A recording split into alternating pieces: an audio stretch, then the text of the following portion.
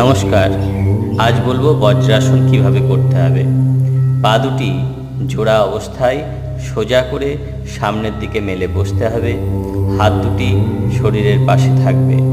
বাম পা হাঁটু থেকে ভেঙে পায়ের পাতাটিকে বাম পাশের পশ্চাৎ ভাগের নিচে রেখে বসতে হবে। পায়ের চেটো উপরের দিকে থাকবে।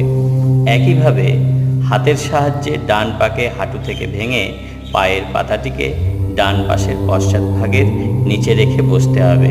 পায়ের চেটো উপরের দিকে থাকবে।